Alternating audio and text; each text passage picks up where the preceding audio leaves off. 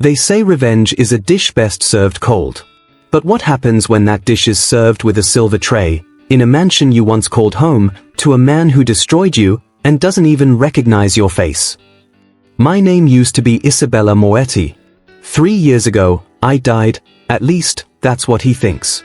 Tonight, I stand in his kitchen, wearing a maid's uniform, watching him sip the coffee I just made, and he has no idea that the woman he's ordering around is the same woman whose heart he shattered into a million pieces. This is my story.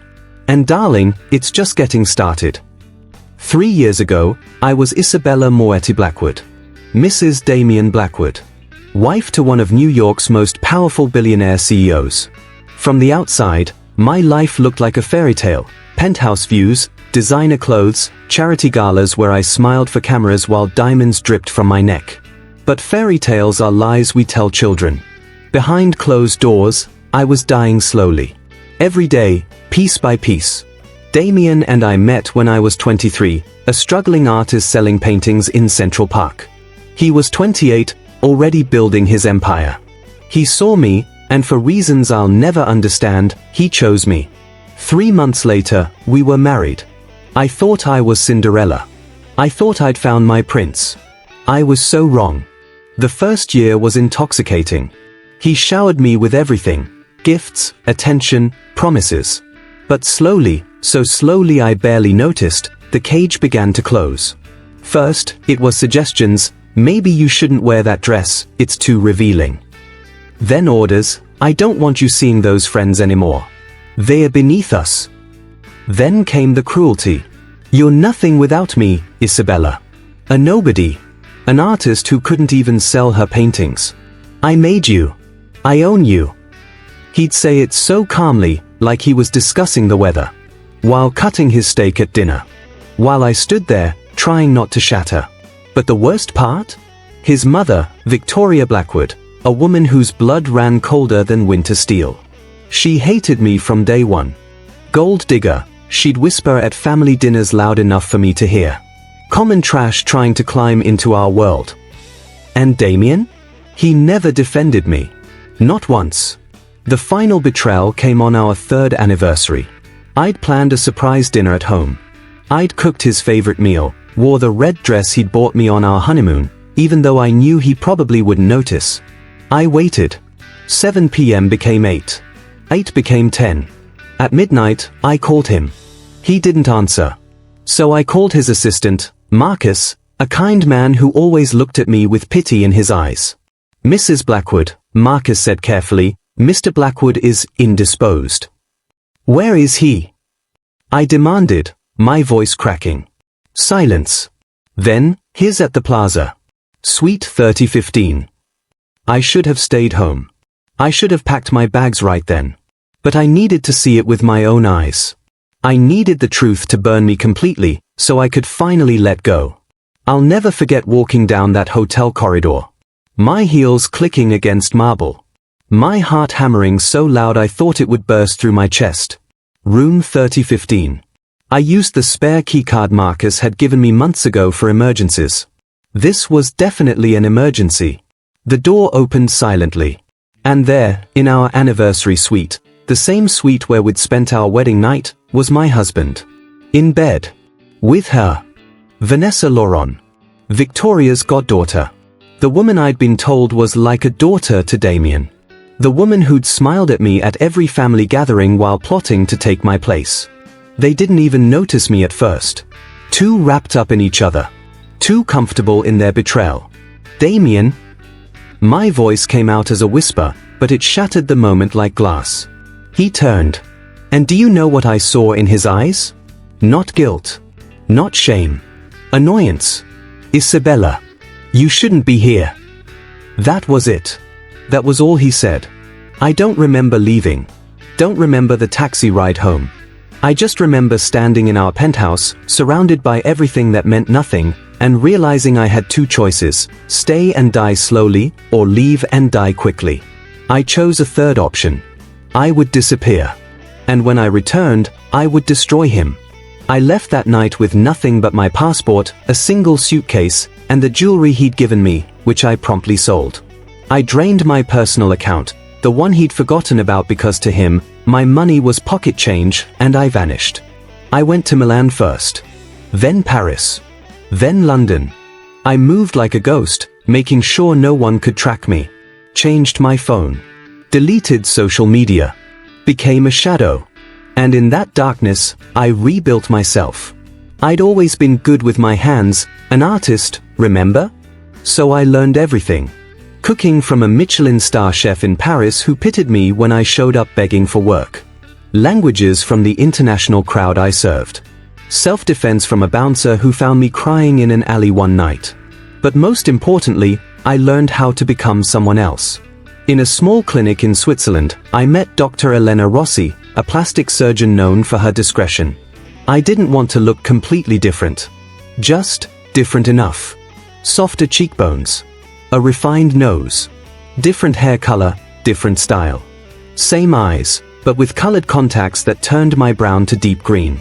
When I looked in the mirror after it all healed, I saw someone new. Someone stronger. I was no longer Isabella Moretti-Blackwood. I was Elena Russo. For 2 years, I planned. I researched. I waited for the perfect moment. And then, 3 months ago, I saw it, an advertisement for a household manager position at the Blackwood estate. My former home. Damien had moved back into the family mansion after our divorce. He'd filed papers claiming I'd abandoned him, taking advantage of my disappearance. The irony was delicious. I applied under my new name, with impeccable references I'd carefully constructed. Former employers in Europe who sang my praises. A background check that came up clean because Elena Russo was real, she just happened to be me. The interview was with Mrs. Whitmore, the head housekeeper, a woman I'd known during my marriage. She'd been kind to me once, sneaking me tea when Victoria had been particularly cruel. She looked at me carefully during the interview, and for one terrifying moment, I thought she recognized me. But then she smiled. "You have an honest face, Miss Russo. And God knows this house needs some warmth. When can you start?" "Tomorrow," I said, keeping my voice calm even as my heart raced. She nodded. "Good. Mr. Blackwood is particular. But I think you'll manage fine." If only she knew. My first day back in that house, my house, was surreal. I walked through rooms where I'd once been mistress, now carrying cleaning supplies and taking orders. The master bedroom where I'd cried myself to sleep so many nights.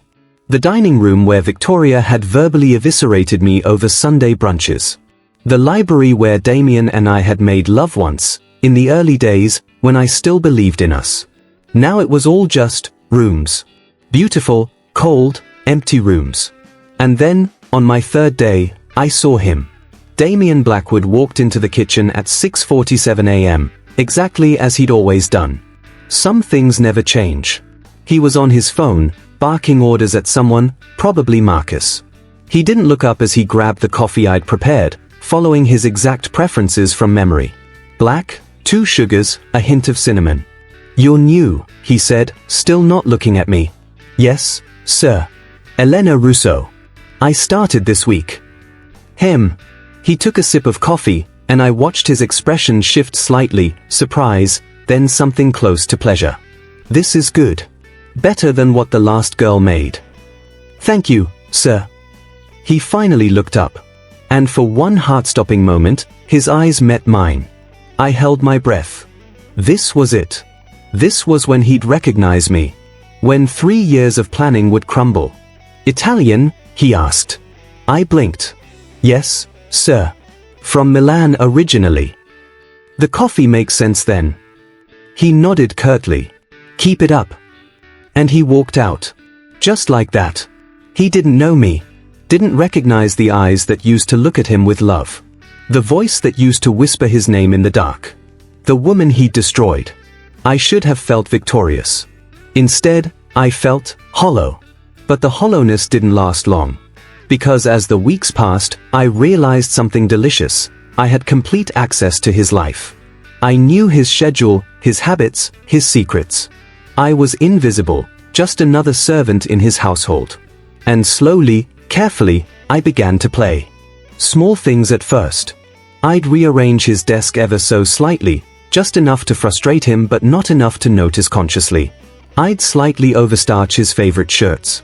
I'd ensure his coffee was 1 degree cooler than perfect on mornings when he had important meetings. Petty? Perhaps. But watching him grow increasingly irritable was deeply satisfying. Then came the real opportunities. Damien had business partners he was trying to impress. The Carmichael family, old money from Boston. He'd invited them for dinner, and Victoria had insisted on perfection. I was serving that night, invisible in my uniform.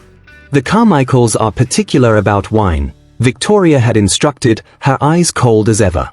The 1982 Bordeaux from the cellar. Nothing else will do. I knew that wine. Damien had been saving it for years, waiting for the perfect moment. This was definitely a perfect moment. Instead, I brought up a 1984 bottle, similar label, but the Carmichaels, being wine connoisseurs, would know the difference immediately. This is a 1984, Mr. Carmichael said pleasantly after the first sip, though his smile didn't reach his eyes. Still lovely, of course. The disappointment in his voice was subtle, but there. Damien's jaw clenched. I specifically asked for the 82, he said to me quietly, his voice tight with controlled anger. I widened my eyes innocently.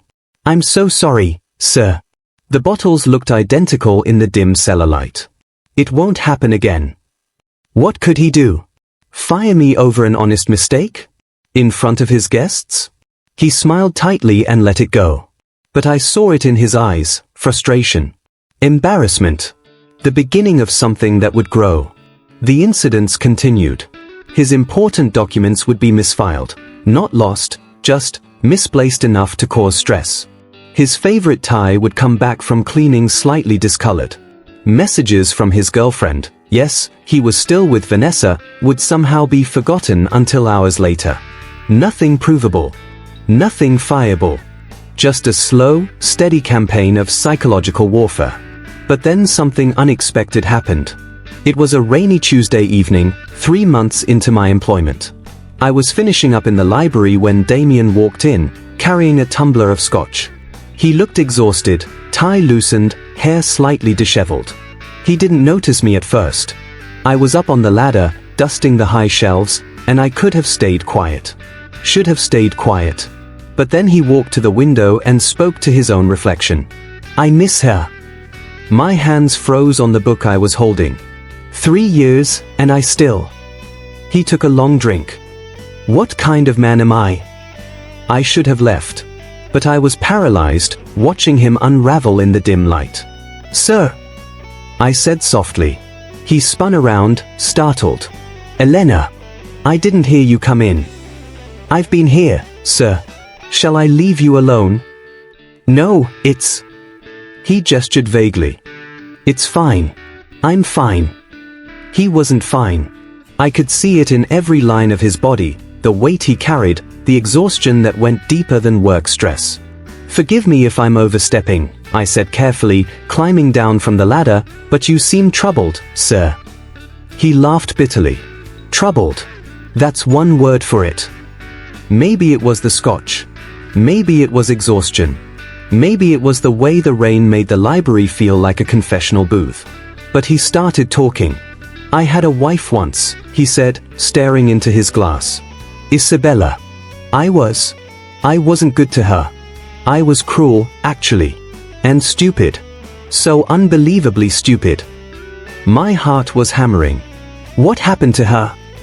She left. Vanished 3 years ago. I looked for her, you know. Spent months searching. But it was like she'd been erased from existence. He took another drink. Sometimes I think that was my punishment. Not knowing. Never getting to apologize. Maybe, I said carefully, maybe she didn't want your apology. He looked at me then, really looked at me, and I saw something in his eyes I'd never seen during our marriage, genuine remorse. I don't blame her, he said quietly. I destroyed something beautiful because I was too blind to see what I had. I let my mother poison me against her. I let my ego convince me I deserved more. And now. I prompted. Now I'm engaged to a woman I don't love, running a company that feels empty, living in a house full of ghosts. He laughed hollowly. The universe has a sense of humor, doesn't it? I should have felt victorious. This was what I wanted, to know he suffered, that he regretted everything. But standing there, watching this broken man who used to be my tormentor, I felt something shift inside me. Not forgiveness. Not yet. But curiosity. About who he'd become. About whether people could actually change. Permission to speak freely, sir? I asked. He nodded, surprised. In Italy, we have a saying, Illinois passato non si più cambia, ma Illinois futuro è una tela bianca. The past cannot be changed, but the future is a blank canvas. I met his eyes. Maybe the question isn't whether she would accept your apology. Maybe it's whether you can forgive yourself and do better. He stared at me for a long moment. You're wise for someone so young, Elena. I've lived a lot, sir, I said softly. More than you might think. Something passed between us then, a connection I didn't want and couldn't name. And suddenly, my simple revenge plot felt infinitely more complicated. The next morning, everything changed.